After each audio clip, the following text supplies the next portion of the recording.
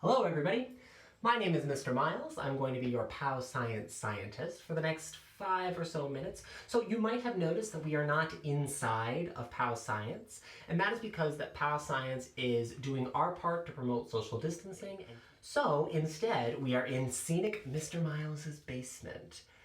However, that does not mean we are not going to do some very cool and fun science today. So what we have done is we have come up with some experiments to show you that don't take a ton of materials, or that take materials that you can easily find lying around your house already, or in stores that you will be still going to, like grocery stores or pharmacies and such.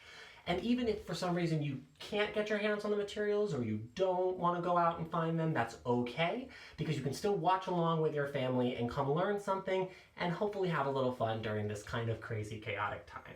So if you are ready to see a really, really cool, neat science experiment today, keep on watching. Our experiment today is all about air and clearing up a little misconception that some people have about air.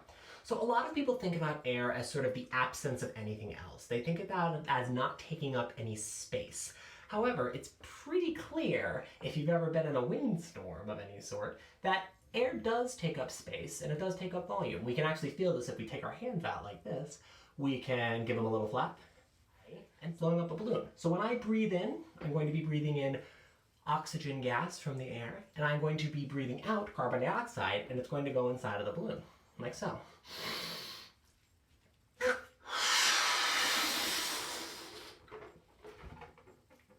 See? So clearly, air, gas, does take up some sort of space, and it does have some sort of volume.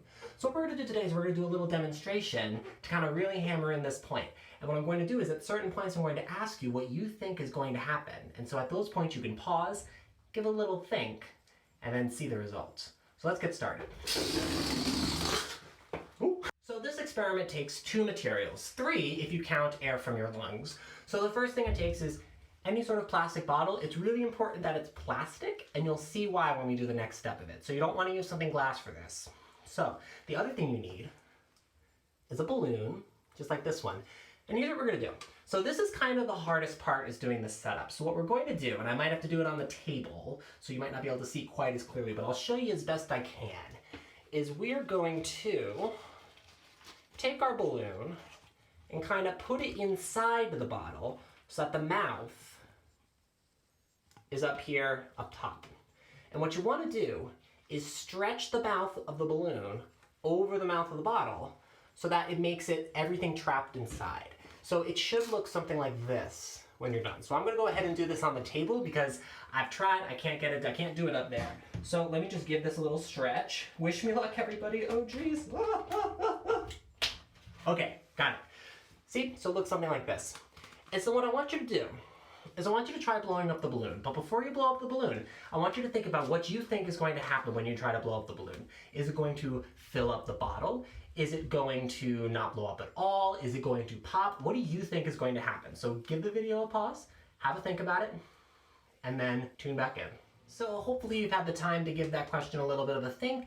Now let's actually do it and see what happens. So I'm going to use the air from my lungs to attempt to blow up this balloon. Let's see what happens.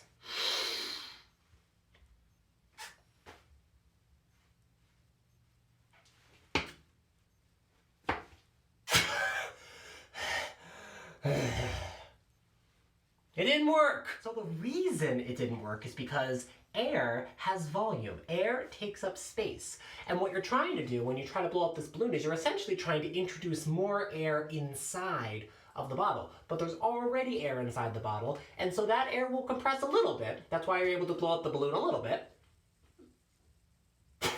But your lungs are not powerful enough to really compress that air and get it to take up any less space. So the air inside here can't move, and so the balloon can't blow up. How about that? You might remember before that I said the bottle had to be plastic, and the reason for that isn't because of that part. That part would work with a glass bottle, but what won't work is our next step. So for the next step, we're going to try something different and see if the results change. So what we're going to do is we're going to take our little bottle setup, and we're going to take either a knife or some scissors. If you are a young person doing this experiment, please do not do it without adult supervision. I do not want any young people trying to stab bottles with scissors and hurting themselves. But what we're going to do is we're going to poke some holes in the bottom of our bottle. So I did this one ahead of time, so it's already done. But the idea is you want to kind of get some holes in there that are going to let some air go through. Yeah? And so then what we're going to think about for our next question is, what do you think will happen to the balloon now that air is allowed to come outside of here? What do you think will happen to the shape of the balloon when we try to blow it up? So give that a think, and then in a second, we will actually do it. All right, so we have our modified experimental setup here. We have holes poked inside the bottle, so let's see what happens when we try to blow it up now.